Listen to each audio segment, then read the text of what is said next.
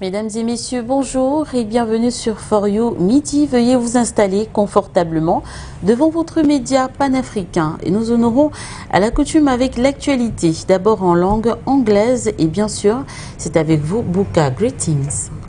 Greetings to you, Elundu. We kickstart in Nigeria, talking about insecurity, where gunmen attack in north-central Nigeria has killed or claimed the lives of 150 people, leaving communities in shock and grief. The incident has sparked widespread outrage and concern about the escalating violence in the region. Kutea Maba opens the news with the details.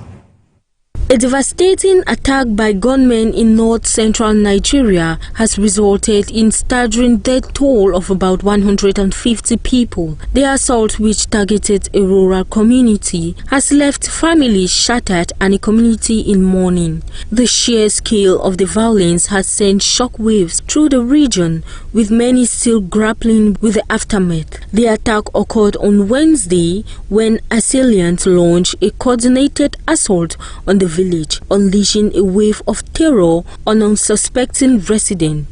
The brazen nature of the attack has raised questions about the security apparatus in the region and the ability of authorities to protect vulnerable communities. Eyewitnesses describe scenes of unimaginable horror, with bodies strewed across the streets and homes reduced to rubble. As the death toll continues to reverberate throughout the nation, there are growing demands for the government to take decisive action to address the security situation. The attack has also sparked an outpouring of grief and solidarity from across the country, with many calling for increased support for affected communities. The road to recovery will be long and arduous, but it is imperative that authorities act swiftly to prevent further bloodshed. Still with you, Kute, this time around in Togo, where the government announced on June 16 the suspension of French state-owned broadcasters ROI and France 24, citing concerns over alleged bias reporting. Details with you. The government of Togo announced on June 16 the suspension of French state-owned broadcasters RFI and France 24 for a period of 3 months, citing concerns over alleged biased reporting. The move has sparked international attention and debate over press freedom. According to the Togolese authorities, the suspension is due to what they perceive as unbalanced coverage of recent events in the country. This is not the first time RFI and France 24 have faced restrictions in Africa. In recent years, countries such as Mali, Burkina Faso and Niger have also banned and suspended the broadcasters, citing similar concerns over reporting practices. These countries have taken issues with the perceived bias and alleged support for certain viewpoints, leading to a deterioration in relations with the French media outlets.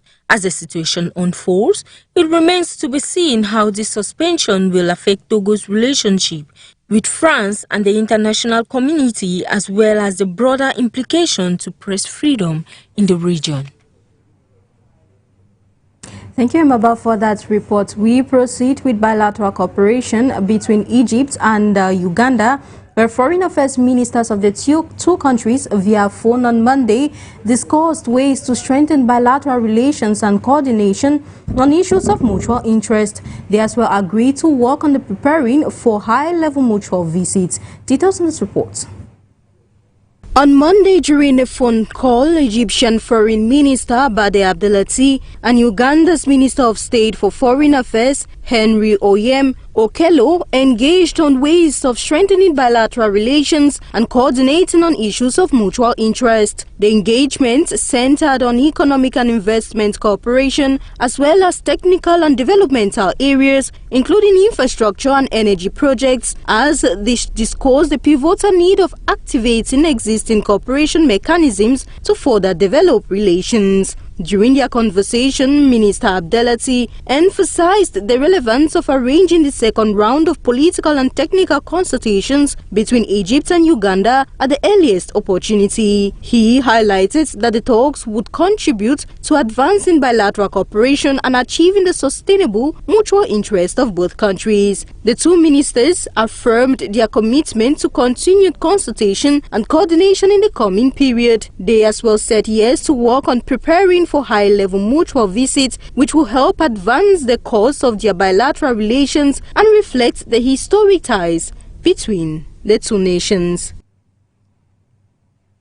In a bold step to elevate bilateral ties, Mali and Russia launched their gold refinery on Monday. According to the Malian transitional leadership Assimi Goïta, he noted that it is a pivotal step to reclaim economic sovereignty and end the loss of substantial revenues from exporting gold. Details on this report. On Monday in Bamako, Mali's transitional leader, Colonel Assimi Goïta, laid the foundation stone for a new gold refinery, declaring it a pivotal step to reclaim economic sovereignty and end the loss of substantial revenues from exporting raw gold. The Malian people expressed their desire for Mali's gold to shine for Malians. In line with this aspiration, several initiatives have been launched, he said. He added that the construction of this gold refinery is part of effort to reclaim economic sovereignty. It will also help increase revenues from gold and its byproducts.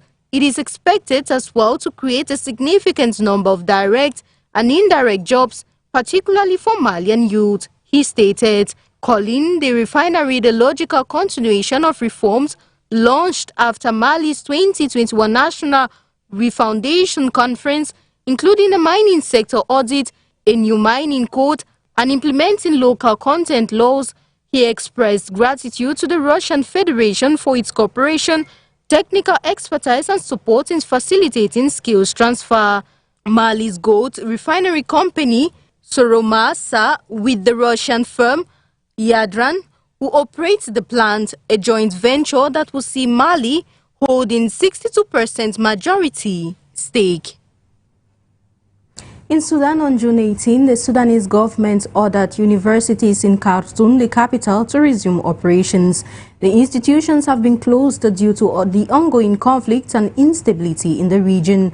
The government's decision aims to restore normalcy and provide educational opportunities for students. Details about the implementation and timeline for reopening are still emerging. Kute Emaba. On June 18, the Sudanese government ordered universities in Khartoum to resume operations. The institutions have been closed due to ongoing conflict and instability in the region. The government's decision aims to restore normalcy and provide educational opportunities for the students. This move is seen as a step towards stabilizing the education sector, which has been severely impacted by the conflict. Universities in Khartoum have been closed for an extended period, disrupting the academic calendar and affecting thousands of students. The government's decision to reopen the universities is expected to bring relief to students and faculty members who have been eagerly awaiting the resumption of academic activities. The Sudanese government has assured that necessary measures will be taken to ensure the safety and security of the students and staff. The government has also promised to provide support to the universities to help them resume normal operations. This includes providing resources and infrastructure to facilitate the smooth running of academic programs. As the universities prepare to reopen, students and faculty members are cautiously optimistic. While they are still concerned about safety and security, the prospect of resuming academic activities is a welcome development. The success of this initiative will depend on the government's ability to ensure a safe and stable environment for learning. We now talk about BRICS, where the director of the Pan American Health Organization, Dr. Jabas Baboska, he revealed that strengthening cooperation is key to advance priority health commitments. He was speaking at the 15th BRICS Health Ministerial meeting on Tuesday. Details on this report. During the opening of the 15th BRICS Ministers of Health meeting in Brazil on Tuesday, the director of the Pan American Health Organization, Dr. Jabas Barbosa, disclosed that deepening cooperation is key to advance priority health commitments. He called for joint efforts and new partnerships to address the priorities outlined in the BRICS health agenda, including innovation, equity, food systems for healthy diets, and pandemic preparedness. Together, your countries represent over 40% of the world's population, and your advances in health coverage, epidemic response, and local innovation have global relevance, he noted in his address. According to the director, the countries of the Americas, particularly in Latin America and the Caribbean, face similar structural challenges as BRICS countries are working towards aligned health priorities, including through addressing the burden of non-communicable diseases, modernizing health systems, preparing for the impacts of climate change on health, promoting digital health and innovation, eliminating communicable disease, and promoting healthier diets. He also noted that his organization is fully committed to supporting regional and global initiatives that elevate health as a driver of economic opportunities and social inclusion. The 15th BRICS Ministers of Health meeting, which drew near ministers of health and other high-level authorities from Brazil, Russia, India, China, South Africa, Cuba, Egypt, Ethiopia, Indonesia, Iran, Malaysia, Nigeria, and the United Arab Emirates, saw delegates approving a declaration to strengthen cooperation in the health sector. And that brings us to the end of today's edition of brings us to the end of the first part of the news in English language. The next segment in French language with you, Elundo. Thank you so much, Buka. Mesdames et messieurs, alors qu'il est 10h à Moscou, 12h à Kinshasa et 12h à Douala, nous démarrons le tour de l'actualité par la RDC. Les violences armées dans le Nord Kivu ont provoqué le déplacement de plus de 130 000 personnes en mai selon l'OCHA. Cette crise humanitaire s'aggrave en raison de la persistance des combats entre groupes armés. La situation nécessite une réponse urgente pour protéger les civils et fournir de l'aide humanitaire. Le récit de Bala. Les violences armées persistantes dans la province du Nord Kivu, dans l'est de la République démocratique, ont provoqué une crise humanitaire majeure. Selon le Bureau des Nations Unies pour la coordination des affaires humanitaires, plus de 130 000 personnes ont été déplacées en mai, portant à plus de 4,19 millions le nombre de personnes en situation d'insécurité alimentaire aiguë dans la province. Les territoires de Rutshuru, de Lubero, de Massissi, de Beni, de Walikale sont les épicentres des combats entre groupes armés, entraînant une grave détérioration de la situation humanitaire. Les combats ont fait plusieurs morts et blessés, détruit des infrastructures essentielles et provoqué la suspension des services de santé pour des milliers de civils. Le CHA souligne également que l'accès humanitaire demeure extrêmement limité dans plusieurs zones, ce qui rend difficile la fourniture de l'aide nécessaire aux populations affectées. Les besoins persistants non couverts incluent notamment l'abri, l'assainissement et la protection des civils. Depuis janvier 2025, la situation sécuritaire dans l'est de la RDC s'est fortement détériorée avec une recrudescence des combats impliquant les rebelles du mouvement M23. Cette situation a entraîné une augmentation des déplacements de population, des pertes en vies humaines et des destructions d'infrastructures. Face à cette crise humanitaire majeure, il est essentiel de mobiliser les ressources pour répondre aux besoins des populations affectées.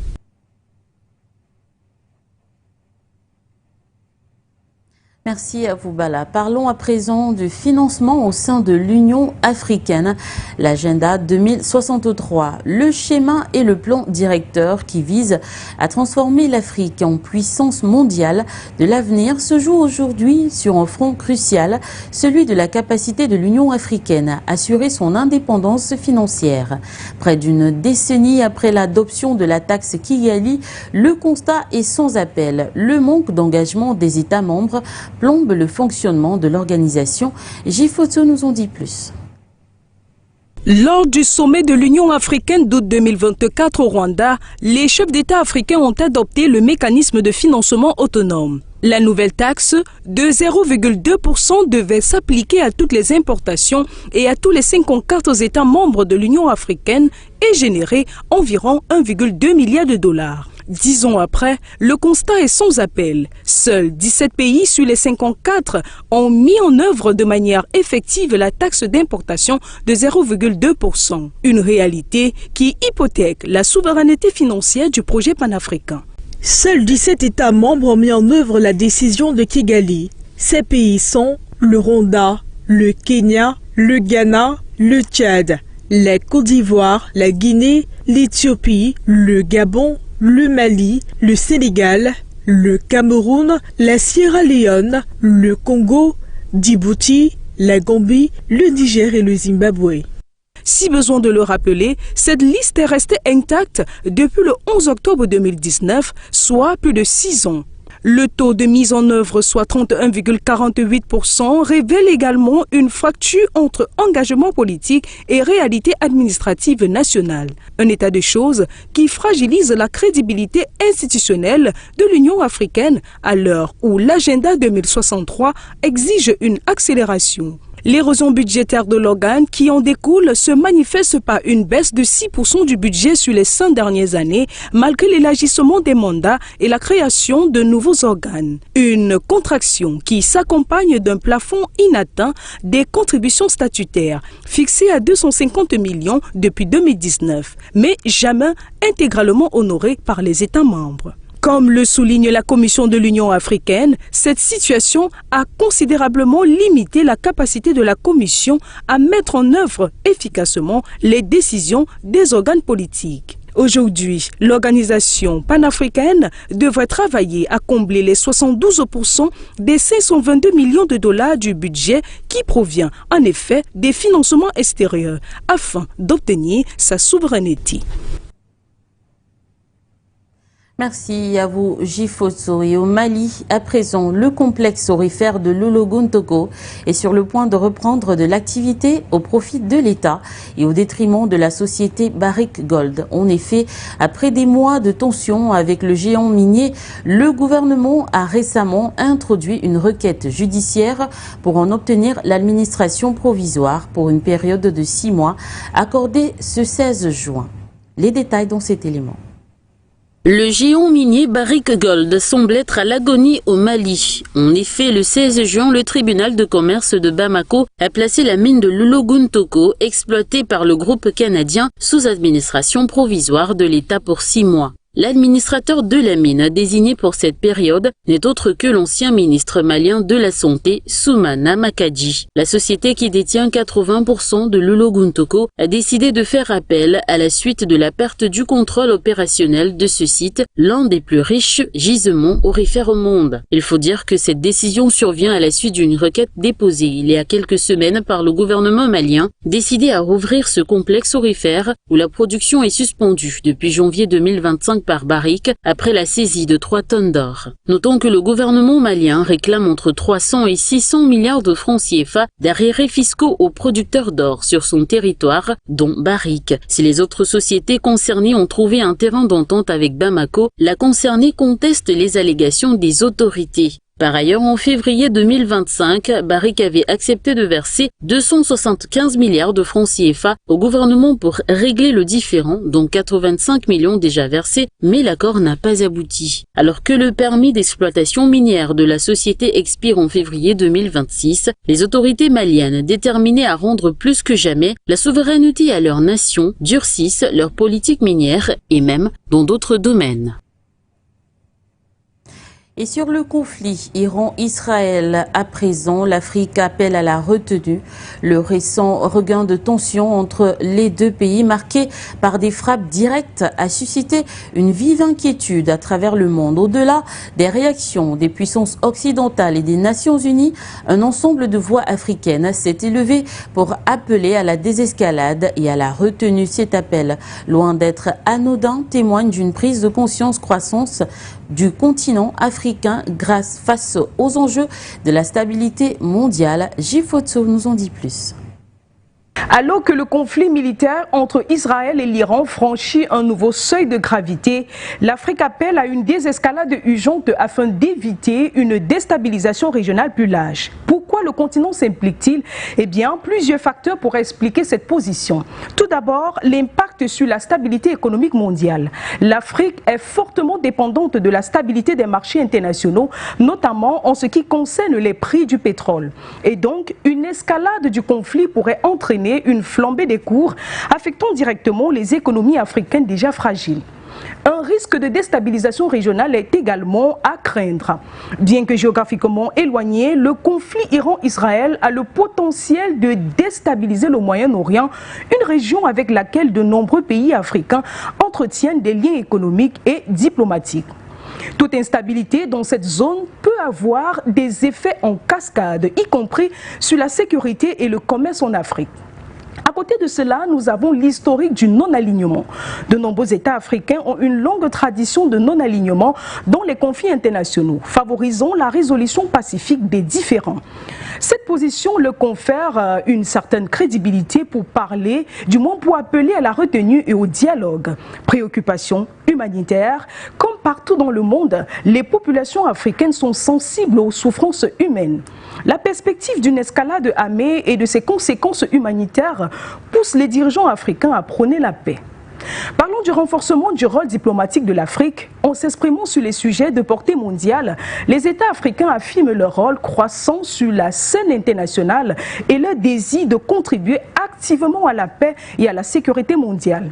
Des appels clairs et convergents. Bien que les déclarations spécifiques de chaque État puissent varier, le message central des pays africains est univoque. La nécessité impérative d'éviter une escalade et de privilégier les voies diplomatiques. Des pays comme l'Afrique du Sud, l'Égypte, le Nigeria, le Kenya, entre autres, ont publiquement exprimé leurs préoccupations et appelé toutes les parties à faire preuve de modération. Tout compte fait, l'appel des États africains à la retenue dans le conflit Iran-Israël est un signal fort, démontre que non seulement une préoccupation légitime pour les conséquences d'une guerre majeure, mais aussi une affirmation de la voix africaine sur la scène diplomatique mondiale. Alors que les tensions demeurent élevées, cet appel à la sagesse et à la désescalade est plus pertinent que jamais. Merci à vous, J-Photo. Ici se referme donc cette édition de For You Midi. Mesdames, Messieurs, c'est toujours un plaisir de vous conter l'actualité africaine et internationale. À très vite pour les prochaines éditions sur votre chaîne d'information en continu. Thank you for watching and do stay in contact with the numerous transmissions.